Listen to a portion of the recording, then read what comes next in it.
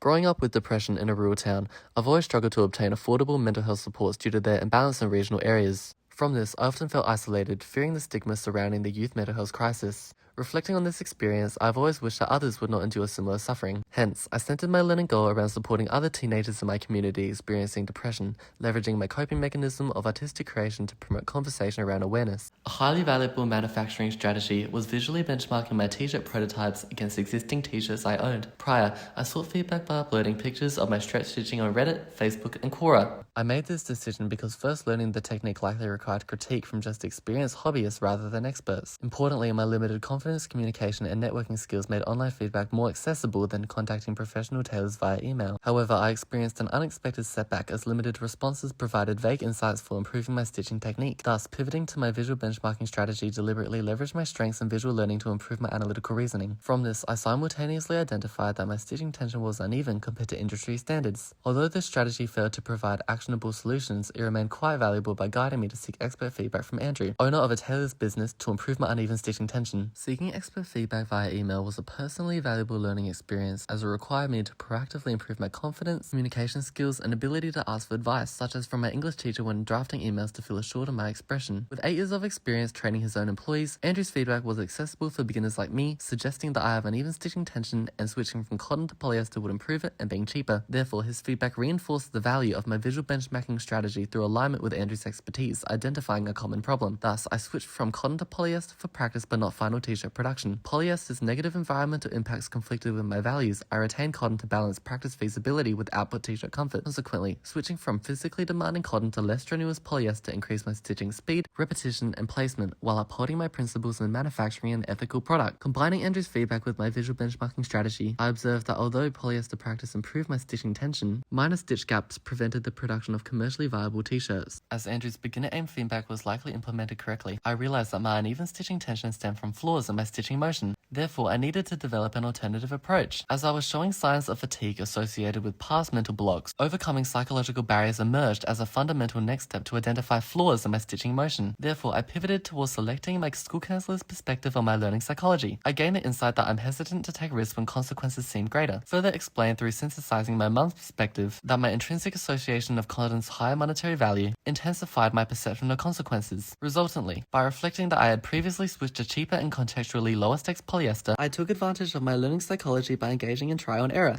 Crucial to my stitching development, I discovered that lowering my penetration angle to 30 degrees finally eventuated in straight stitching with even tension as visible in my output. Thus, using adaptive strategies, synthesized perspectives, and targeted feedback interrelatedly led to my first output t-shirt. Measuring this learning development using my strategy of visual benchmarking revealed stitching comparable with t-shirts I owned. This supported my realization that my extent of learning was approaching industry standards. Furthermore, this learning development was additionally measured using connected questionnaire feedback from community members who wore my t-shirts. I received the feedback that although they look comparable to their t-shirts, minor stitching protrusions along the shoulders cause itchiness when worn. This can be explained by my trial and error experimentation unsuccessfully developing viable shoulder seam techniques, which lowered confidence and skill development in angular stitching. This taught me that structured practice can be vital to improvement, a learning development evident in my output, whereby my t-shirts contain minor holes between just shoulder stitches and not others. Thus, by analyzing how different aspects of my learning interacted together, I can now praise that my t-shirt manufacturing learning development approached industry standards to an aesthetic extent more than usability extent. Instead of basing my designs on generic slogans that lack personal connection, I adapted this strategy towards brainstorming my own slogans based on my lived experiences with depression. From testing this strategy at different times of the day, I discovered my mind is most active but least overstimulated during mornings. Hence, actively brainstorming my slogans before school maximized their time efficiency and quality. This learning experience was personally valuable as I learned to leverage my ADHD as a strength to mitigate brainstorming related time management risks rather than feel ashamed of it. After creating these slogans, I self-questioned their effectiveness and viability but recognized that my personal attachment was making my judgment biased. Consequently, I pivoted and sought feedback from my local psychologist Dr. Jen Koyak. He recommended to select slogan 2, as I gained the insight that slogans 1 and 3 were not relatable to other depression sufferers. Invaluably, he suggested not explicitly stating the slogan but instead integrating it subtly into the visual design, as some depression sufferers may feel vulnerable. Initially, I felt discouraged, as I struggled to accept that some of my lived experiences were less less relatable to others. Reflecting on this setback unexpectedly transformed my previously ineffective self-questioning into my most valuable strategy. Through self-questioning my own slogans, I strengthened my emotional regulation through continued exposure to my harshest critique myself. In turn, improved emotional regulation enabled me to move beyond personal bias and objectively refine my slogans and designs. Monumentally, I now recognize that effectively supporting depression sufferers requires sensitivity towards the different ways individuals experience depression. As I now understood the motive behind Dr. Jane Collier's feedback, I overcame my hesitancies and selected slogan 2. Therefore, the combination of these strategies, feedback and learning processes led me to design a t-shirt conveying the message that whilst depression is not always visible, it is always real. Importantly, my intentionally chosen Instagram output format allowed me to appraise the extent of my learning development by visually comparing my initial and final designs. Upon this, I assessed that although both designs were aesthetically pleasing, as my design skills using Adobe 360 were already developed, my final design communicated the intended message more clearly yet sensitively. Specifically, the umbrella represented the intentional concealment of distress, and the rain symbolizing underlying sadness, reinforcing the value of authentically translating my lived experiences into designs. Interconnectedly, questionnaire feedback from attendees on my Instagram organized community meetups confirmed the effectiveness of my t-shirts. Several teenagers stated that the t-shirts gave them confidence to talk about their experiences with depression. Furthermore, others informed me they were even regularly holding sustained group conversations to support their families, which they would never have initiated prior to receiving their t-shirts. Ultimately, I can now appraise that my extensive learning development enabled me to achieve my learning goal to a large extent, which I am truly proud of.